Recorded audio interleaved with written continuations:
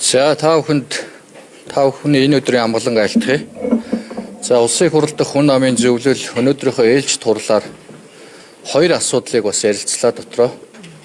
За нэгдүгээрт энэ туул голын хурдны замын төслийн талаар бас дэлгэрэнгүй мэдээлэл холбогдох байгууллагуудаас авч санал дүгнэлтэд нэгтгэлээ. За хоёрт нь зар сурталчилгааны тухай хууль, нэмэлт өөрчлөлт тухай хуулийн бас танилцуулга мэдээллийг сонслоо.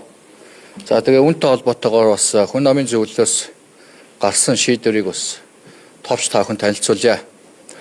За нэгт энэ туул голын хурдны замтай холбоотой асуудал олон нийтийн мэдээллийн сүлжээнд бас хоёр янзын өнцгөр, олон янзын өнцгөр бас мэдээллүүд явж мэдээллийн дутмаг ойлгомжгүй байдал үүсгэж байгаа дээр хүн намын зөвлөл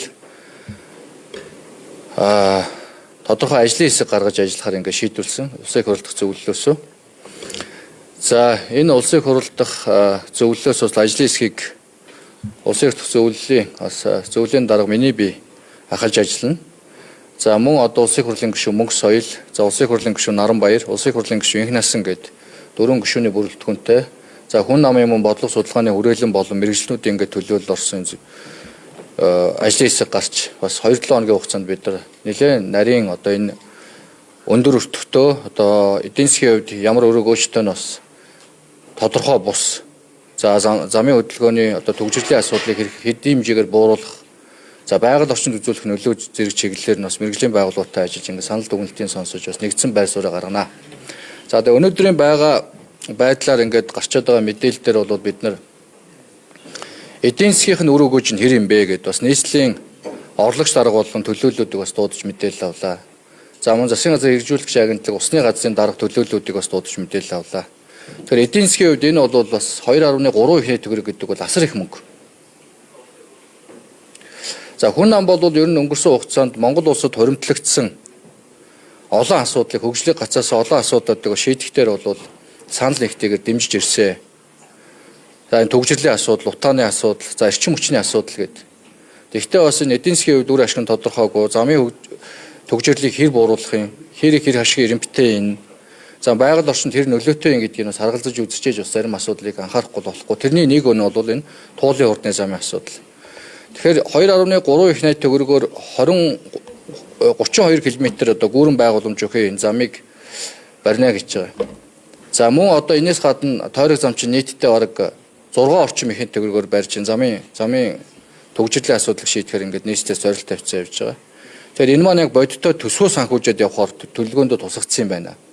Төсвөө санхүүжээд явна гэдэг бол нийслэлийн төсөв буюу татвар төлөгчдийн мөнгө. Тэгэхээр эдийн засгийн бас ямар нөхцөл байдалтай байгаа вэ? Энэ үед бол татвар төлөгчдийн мөнгөөр бид нар бас ийм хэмжээний бүтээн байгуулалтыг хийх нь үр ашигтай юу? Эргээд энэ төсөл маань бас төсвөө санхүүжээд явах боломж олцоо баталгаанд байгаа юу гэдэг. Энэ олон талаас нь бас харах юм асуудлууд байна. Нөгөө талдаа төгжрлийг бууруулнаа. За 30-40% бууруулнаа гэсэн бас мэдээллүүд нийслэлээс өгöd байгаа. Гэтэл энэ хэр бодиттой юм бэ? Яг ямар судалгаа тооцоонууд байгаа юм бэ гэдгийг бас наривчилж харж. Эргээд энэ төсөл маань хэдэн жилийн хугацаанд бас төслийнхөө үр өгөөж өгөх юм бэ гэдгийг нь харах ёстой. За гуравт байгаль орчны асуудлууд байж байгаа. За байгаль орчны асуудал дээр бол 32 км одоо энэ гүүрэн байгууламж өгөх одоо энэ хурдны замын тэр чигээрээ туул голын айсав газар дамжаад гарахаар байж байгаа. Тэгэхээр энэ олон гүүрэн байгууламжийн том багнууд газрын гүн рүү ойролцоогоор 7-8 м багадаа одоо 1 м-ийн диаметртэй багадаа энэ багнуудыг зоно гэж байгаа. Энэ одоо яг туул голын урссанд тэр нөлөөлөх юм. Улаанбаатар хотын нийт иргэдийн буюу 1.6 сая хүний хэрглэж байгаа унтны усанд яаж нөлөөлөх юм? Цаашлаад үерийн ус гэж нэг асуудал бий. Бид нар 2 жилийн өмнө Улаанбаатар хот 3 жилийн өмнө энэ дунд гол сэлэг боол гэдэг ямар их туул гол гэдэг үерлээ тий. Тэгэхээр энэ үерийн усанд ямар нөлөө үзүүлэх юм гэдгийг бас наривчилж дүгнэлт гаргуулаагүй байна. Усны газрын даргын өгсөн мэдээлэлээр бол усны тухай хуульд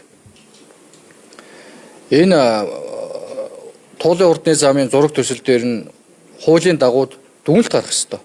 Гэтэл энэ дүгнэлтээ гаргуулаагүй юм ноцтой байдал хүртэл одоо гарч илэрч байна. Тэгэхээр энэ дээр бид нар бол бас бодиттой ингээд ажлын хэсэг гарч ажиллаад санал дүгнэлтээ ингээд нэгтгэхээр ингээд шийдвэрсэн байгаа. За та бүхнээс асуулт байвал бас хариулъя.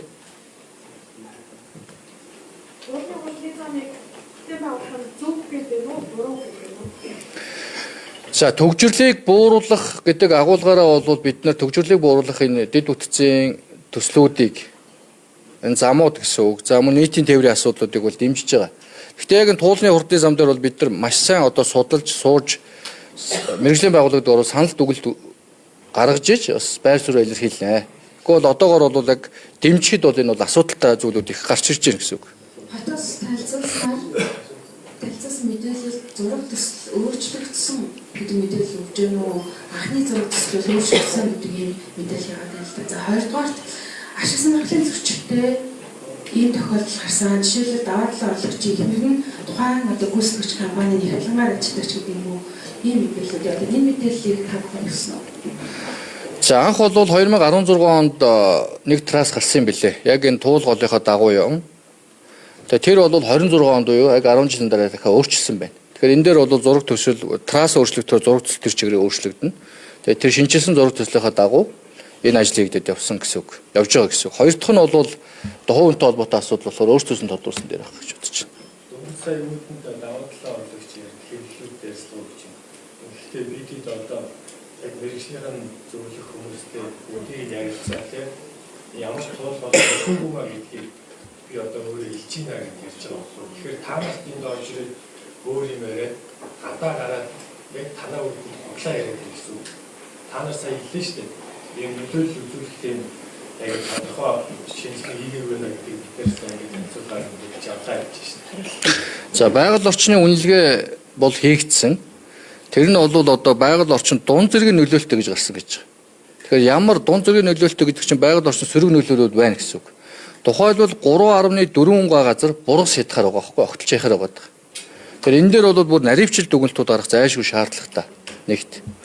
Хоёрт усны тухай хууль зааснаар за усны газраас 4 төрлийн дүгнэлт гарах ёстой юмны нэг нь энэ байхгүй. Өөрөөр хэлбэл тэр туулын урдны зам баригдах гээд байгаа тэр зам дагуу туулын яг айл сав газараар дамжиж байгаа гүүрэн байгууламж ундны усанд хэр нөлөөлөх юм бэ? Усны урсанд хэр нөлөөлөх юм бэ? Мөн үерийн эрсдэл нэмэгдэх үгүй юу гэдэг дээр дүгнэлт гаргуулах хэрэгтэй. Энийг огт гаргуулаг байгаа.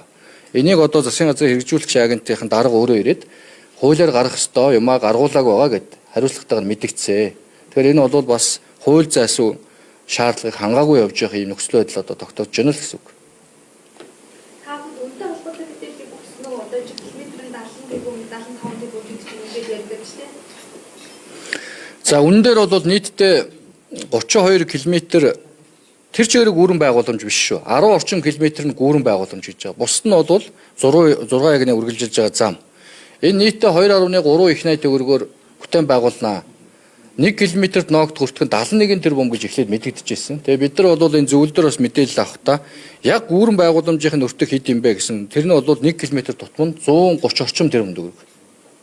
Бусд нь одоо замдаа ноогдж байгаа гэсэн үг. Тэгэхээр нийтд өгж байгаа дундаж 1 км-т ноогдж байгаа дундаж 71 тэрбум төгрөг гэдэг байгаа бол зам болон гүүрээ нэгтгээд дундажлаад байгаа юм бэл. Тэгэхээр бол гүүрэн байгууламжийн өртөг өөрсдийнх нь олон нийт мэдээлж байгаа 71 тэрбумс хамаагүй өндөр гэсэн үг. 2 дахин өндөр буюу 130 тэрбум төгрөг гэж мэдэгдсэн. Тэгэхээр энэ олон нийтэд өгж байгаа мэдээлэл нь асар их зөрүүтэй. Энэ улсын их хурл болоод засгийн газар гэдэг төвшөнд мэдээлэл зөрүүтэй байгаа учраас хүн амын зөвлөлөөс энэ мэдээллүүдээ бас олон нийтэд бодитоор өгөөч. Бид нар ч гэсэн өөрсдөө бодиттой мэдээллүүдийг авч наривчилд дүгнэлт гаргаж олон нийт бодит мэдээлэл байр сууриа илэрхийлье гэдэг байдлаар ийм шийдвэр гаргасан байна. Нэг асуулт байна. Юу нийслэлүүдийн бүх нэгдсэн антенн нууцыг ханддаг байгаа шүү дээ. Тэгэхээр яг амсуулаад жоохон төсөлтэй ачаад нэгээл ахын зүйл юм уу дараа чихтэй дараа ганцхан гарсан. Төсөлтэй болж байгаа юм санагдаад байна. Мегатстыг ингэж маш багаар өсгөн санхүүжүүлэх өөрөө эзэн хэрэгсэлтэй биш. Ер нь бол эрсдэлтэй. Энэ одоо тухайлбал бид нар дархны замыг барих гэж хэдэн жил боллоо. Энээс чи хэд дахин 4 дахин бага өртөгтэй зам шүү дээ. Тэгэхээр энэ төсвийн мөнгөөр барих гэж байгаа. Концессор биш байхгүй да. Гадны хөрөнгө оруулалт зээлэр биш. Тэгэхээр яг энэ нийслэлийн төсвөөр барих гэж байгаа, татвар төлөгчдийн мөнгөөр барих гэж байгаа төсвийн орлого тасалдвал яах вэ? Энэ төсөл гацхаар эрсдэлтэй. Одоо тухайлбал 25 он тендерээ зарлаад гүйцэтгэгчээ сонгож шалгаруулад зураг төсөлд нь гэхэд 500 тэрбум төгрөгийг шилжүүлээд өгсөн гэж байгаа байхгүй. Энэ жил 800 тэрбумыг төсвөлсөн. Эх жил нэг их найдыг өгнө гэдээ ингэж тавьж байгаа. Тэгэхээр бол энэ төсвийн мөнгөөр улсын төсвийн мөнгөөр ингэж одоо том төслийг санхүүжүүлж явна гэдэг бол эрсдэлтэй зүйлээ. Тийм болохоор энэ тал дээр бид нар бас эдийн засгийн тооцоо баталгаа судалгаагаа харуул гэдэг энэ шаардлагуудаа бас тавьсан. нийтлэг 14 мегаваттыг зэрэг төлөх чадамжтай яг үнэ. Ямар ч боломж байхгүй шүү дээ. Тий. Төсвийн мөнгөөр энэ асуудлуудыг шийддэг байсан бол өнгөрсөн хугацаанд энийгээ шийдэд бид нар явж боломж байсан. Одоо та бүхэн бүгд мэдж байгаа хойно гэр хорооллын дахин төлөвлөлтгээд 500 тэрбум төгрөгөөр газар чөлөөлсөн одоо ингээл том том бүтээн байгуулалтууд хийгээд явж байна. Тэгэхээр бол бид нар бол энэ тулгымцсан асуудлуудаа эренбилж ягаад тэгээ энэ шаардлагатайг боломжтой одоо санхүүжих нөөцөө тооцож байгаад ингээ хийх хэрэгтэй. Хэрвээ танаа шаардлагыг одоо юм хариултгүй хурцлуулж маань хэлээ их харах болтойгоо цаашлаа илгээсэй хамгач юм дараа Яг улсын хурлын зөвлөлдөр бол нийслэлийн болоо засгийн газрын холбогдох байгууллагууд ирж мэдээлэл үүрэгтэй. Тэрнийхээ дагуу бид нар шаардаад мэдээлэл аваад явж байгаа. Цаашаа ч гэсэн энийг аваад явна. Бүрэн боломжтой.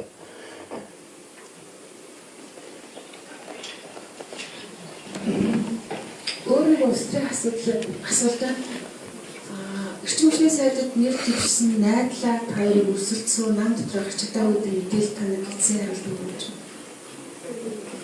За хүн нам усан хамтарсан засгийн хугацаанд олон хуримтлагсан асуудлыг шийдэх гээд тодорхой салбаруудын асуудлыг бас хариуцаад явж байгаа. Тэгээд энэ удаагийн бид нар боловсролын сайд маань өргөдлөө өгж ажлаас чөлөөлөгдөө. Тэгээд эрчим хүчний яамыг авч ажиллахаар ингээд шийдвэрсэн. За үүнийхээ дагуу бол эрчим хүчнийхээ одоо сайдаар нэр дэвшигчдээ тодруулахдаа бид нар бас намынхаа удирдах зөвлөл дээр нэр дэвшигчдээ сунгаа явуулсан. Тэгээд сунгаа явуулахдаа бид нар бас 2 нэр дэвшигч ороод 2 нэр дэвшигч буюу одоо улсын хурлын гишүүн найдлаа. Тэгээ миний бие 2 ороод одоо ингээд 4-5 цагийн туршид бас бодлогын мэтгэлцээ хийж тодорхой асуултууд хариулж ингээд сунгаа явагдсан. Тэр сунгаан дээр бол намын удирдах зөвлөл гишүүдийн бас дийлэнх холонхон намайг дэмжсэн. Тэгэхдээ бас бид нар намын удирдлагуудаа яриад улс төрийн нөхцөл байдал бас намын дотоод бодлогын асуудлуудаа ярилцж байгаад би өөрөө нэрээ татсан өөрийнхөө саналаар. Тэгээ одоо ерөнхий сайдад найдлаа гишүүний нэрийг эрчим хүчний сайн санал болгосон байж байгаа. Энэ 7 хоногт одоо улсын хурлын чуулганаар орж одоо бас баталгаажуулж тангар өрх юм үйл ажиллагаа болоо. Тэрээс биш одоо битэрийн хооронд хуу хүний хооронд зөрчилдсөн албан тушаалын төлөө одоо маргалцсан зүйл огтоос байхгүй. Тэр бол сошиал дээр явж байгаа худал мэдээлэл шүү гэдгийг бас хариуцлаа.